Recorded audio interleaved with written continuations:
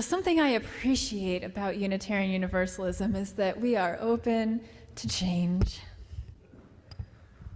I grew up a UU, and the religious education I received in the 90s was not as good as the ones we have now. Don't get me wrong, I enjoyed it, and I learned a lot about the religions of the world, but I didn't learn a lot about our own UU history. Luckily for me, my religious education in church was supplemented by what I was taught at home. See, my father was a preacher's kid. My grandfather was a UU minister.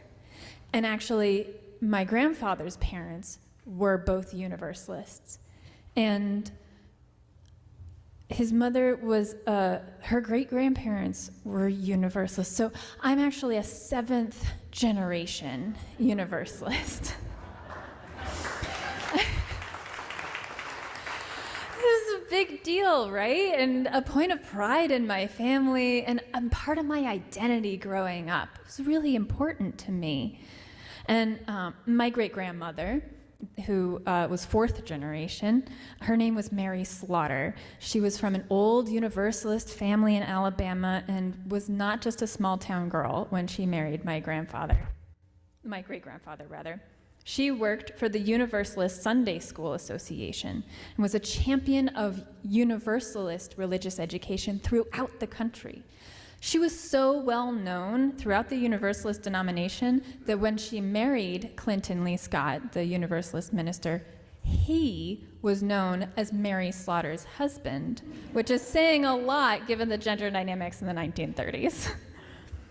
Clinton did more public speaking and was male, so he gets a lot more credit in the history books. But in reality, Clinton and Mary worked closely together as a team, and they were a power couple. These two they did innovations in worship styles, religious education, public outreach. Together, they made history, and I grew up being told family lore of the many things that Clinton and Mary did in service to liberal religion and the dangers that they faced in order to make the world a better place and live by their Universalist values. But I didn't know much about the generations that came before Mary. I knew they'd built a Universalist church in the 1800s, but that was about all I knew until I was an adult. In my early 20s, after college, I planned an extensive road trip across the United States. So I went to my grandfather, Peter, and asked him where to find the family farm where he'd spent part of his childhood on the run from Al Capone. True story. I have lots. Ask me later.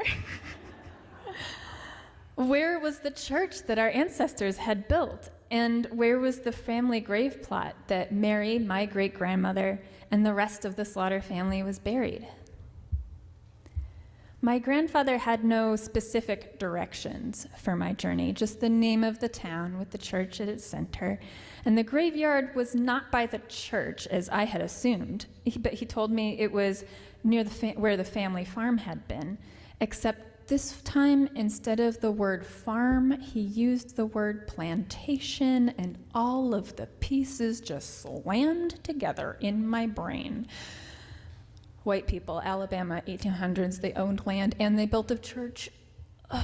The truth was right there.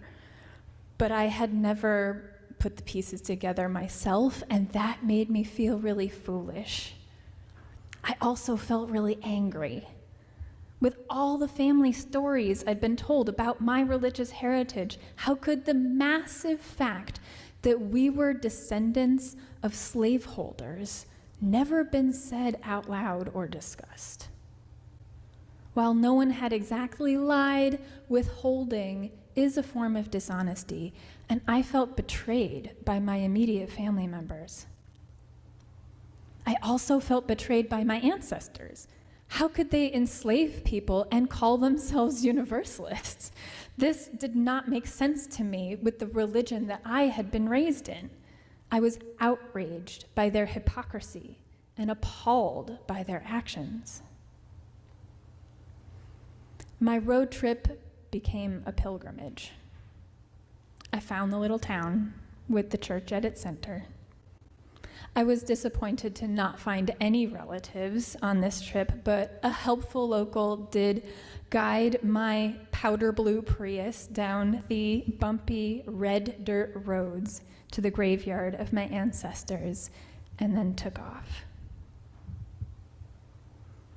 As I walked among the graves, I wondered what I could possibly do with my one little life to make up for what they had done.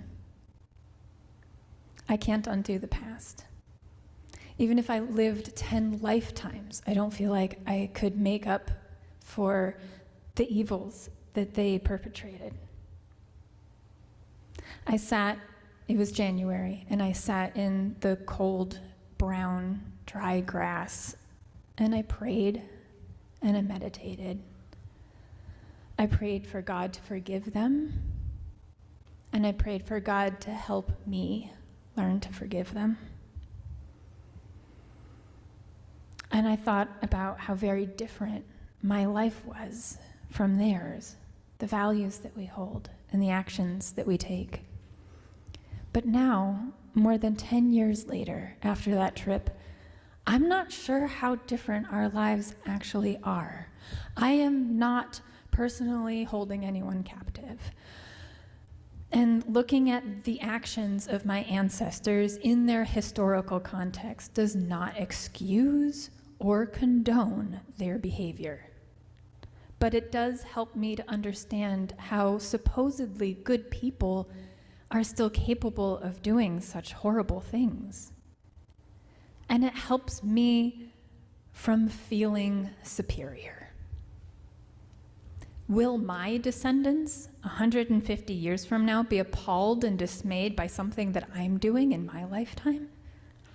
Perhaps that I bought gas for my car and plane tickets to far-off places, even though I know the environmental impact and I am well aware of the devastation that climate change will bring. How can we heal the injustices of our heritage and do right by the generations yet to come? In the Adrinka tradition of West Africa, there is the teaching of Sankofa, symbolized by the Sankofa bird. The Sankofa bird has its feet firmly planted facing forward, but its neck curves so that its head is looking backwards over its shoulder. In its beak, the bird holds an egg or a seed. The word Sankofa in the Twi language of Ghana means to retrieve, to return, to fetch something that was left behind.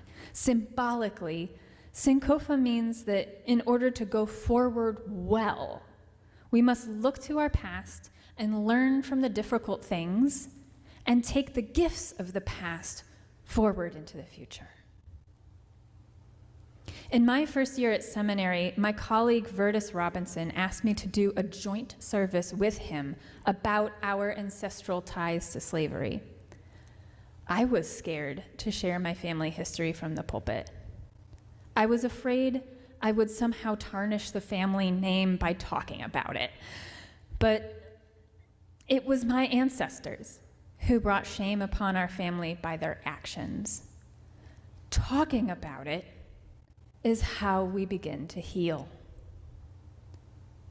Vertus and I have now told our stories together and separately many times. The gravity of the harm done has not changed, but I'm no longer afraid to talk about it. Shame thrives in secrecy. The more we hide the parts of our past that we're ashamed of, the more power those shameful things have over us, and the more likely we are to perpetuate harm in the future instead of doing right by each other.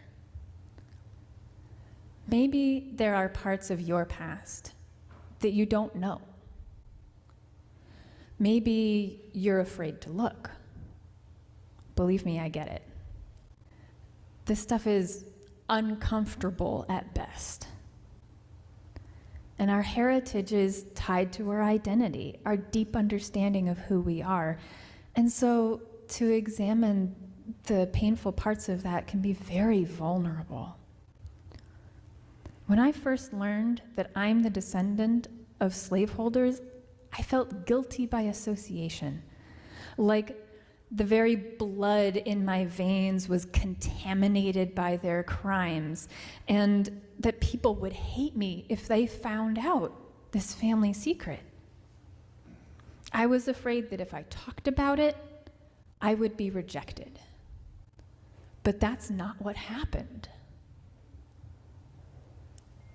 Modern Unitarian Universalism is dedicated to the work of justice and the transformative power of love. What does that mean? It means each one of us is worthy of love and belonging now, just as we are, as Dick said earlier. We are responsible for our actions today, not for the crimes of our ancestors. We do have a responsibility to do right today, and our actions matter. Because I'm a modern Unitarian Universalist, I'm dedicated to a lifelong mission of healing and transformative, restorative justice. And I'm part of a worldwide religion that values and supports that work. This is the egg, the seed, the gem that I reach over my shoulder and retrieve from our Universalist heritage to help us today. Worthy now. Universal salvation. No matter who your ancestors were, what they did, you are welcome here today. No matter who you are, I believe you are a beloved child of God, and you are worthy of love and belonging now. And you are welcome here. No matter what crimes you yourself may have committed in the past, or how many times you feel you have failed to live up to your own definition of moral and loving behavior, you are worthy of love now, in this moment. Redemption is available to each of us, because in each moment, every day, it's an opportunity to do things differently. Salvation is available in this lifetime. We will not wait for the afterlife or an apocalypse to bring about heaven. We will do the uncomfortable work to create a heaven here on earth. We may not get to see it in our lifetime, but we will keep moving towards it, because this gives our life meaning and is how we live in right relationship. I'm still learning how to hold the duality of my heritage, that there are parts that I am deeply proud of, and there are parts that I am truly appalled by. That's complex.